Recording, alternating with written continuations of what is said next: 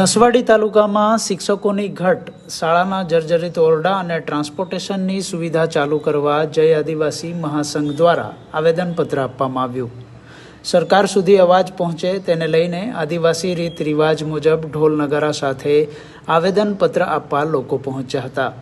નસવાડી તાલુકામાં 1680 જેટલા બાળકો ટ્રાન્સપોર્ટેશન યોજનાનો લાભ લેતા હતા. વિદ્યાર્થીઓના ઘરે મૂકવા અને શાળાએ લઈ જવા માટે અગાઉ સરકાર દ્વારા 28 જેટલા વાહનો કાર્યરત હતા. વાહનો બંધ કરી દેવાતા બાળકોને મુશ્કેલી ઊભી થઈ છે. બાળકો પગપાળાએ શાળા માટે જવા મજબૂર બન્યા છે.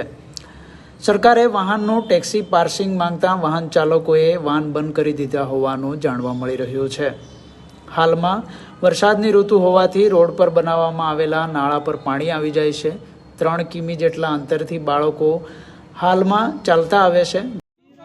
ચાલુ કરો એસટી બસ ચાલુ કરો વિદ્યાર્થીઓની વાહન વ્યવસ્થા ચાલુ કરો વિદ્યાર્થીઓની વાહન વ્યવસ્થા ચાલુ કરો વિદ્યાર્થીઓની વાહન વ્યવસ્થા ચાલુ કરો શિક્ષકોની ઘટ પૂરી કરો શિક્ષકોની ઘટ પૂરી કરો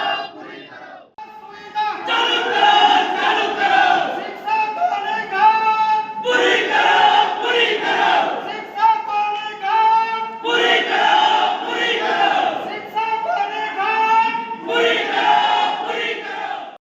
મામલતદાર સાહેબશ્રીને અમો આદિવાસીઓ આવેદનપત્ર આપવા માટે આવ્યા છે.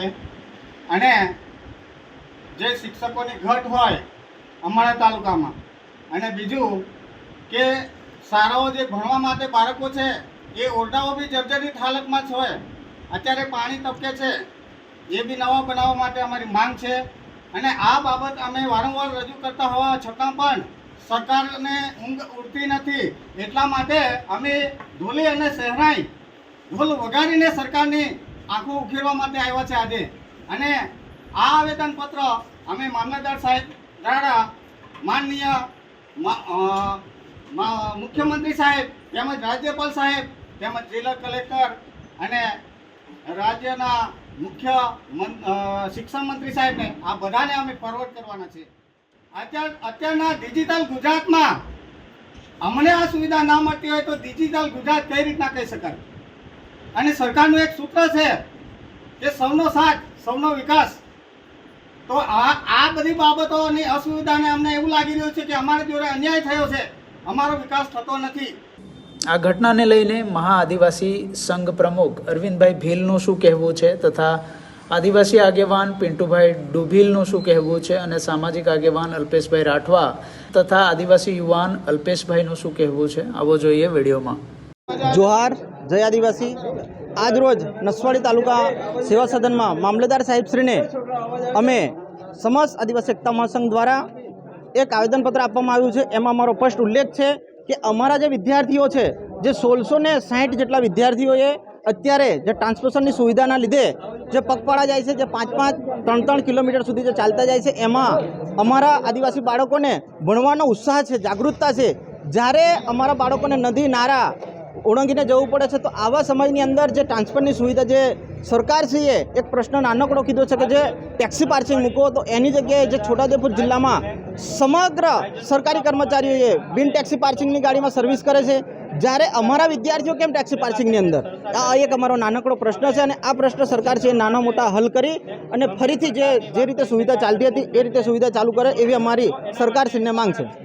આજ રોજ છોટાઉદેપુર જિલ્લાની નસવાડી તાલુકાની સેવા સદન કચેરીમાં અમે માનનીય રાજ્યપાલશ્રી અને માનનીય મુખ્યમંત્રીશ્રીને અમે તમામ નસવાડી તાલુકાના સામાજિક કાર્યકરો અમે આવેદનપત્ર આપવા માટે આવ્યા છે.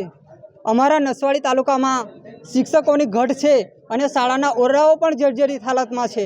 તેથી અમારા નસવાડી તાલુકામાં કાયમી શિક્ષકોની ભરતી કરવામાં આવે અને અમારી શાળાના ઓરડા જર્જરિત હાલતમાં છે તો એને ફરીવાર બનાવવામાં આવે. અને ટૂંક સમયમાં અમારી માંગ સ્વીકારવામાં નહીં આવે તો અમે સમગ્ર નસવાડી તાલુકાના આગેવાનો અને સામાજિક કાર્યકરો ભેગા થઈને અમે ગાંધી ચિંધ્યા માર્ગે આંદોલન કરીશું. અને અત્યારની કન્ડિશનમાં હાલની ઘણી એવી શાળાઓ છે કે ત્યાં 1 થી 12 સુધીમાં 1 થી 5 ધોરણના વિદ્યાર્થીઓને ભણાવવામાં આવે છે અને 12 થી 5ના સમયમાં 6 થી 8 ધોરણના વિદ્યાર્થીઓને ભણાવવામાં આવે છે। જો આવું વારંવાર ચાલતું રહેશે, ટૂંક સમયમાં અમારી માંગ પૂરી કરવામાં નહીં આવે તો અમે સમગ્ર વાલીઓ ભેગા થઈને અમે અમારા વિદ્યાર્થીઓને શાળામાં મોકલવાના નથી અને અમારા વિદ્યાર્થીઓ પણ અમને કહે છે કે અમારી શાળાઓ જર્જરિત હાલતમાં છે, તો તેથી અમારી પર અકસ્માતી ઘટના બનવાની પણ સંભાવના છે। તો તેથી અમે જો અમારી આ માંગ સ્વીકારવામાં નહીં આવે, શાળાઓ નહીં બનાવવામાં આવે તો અમે વિદ્યાર્થીઓ શાળાએ જવાના નથી એવું વાલીઓને અનેકવાર રજૂઆત કરી છે।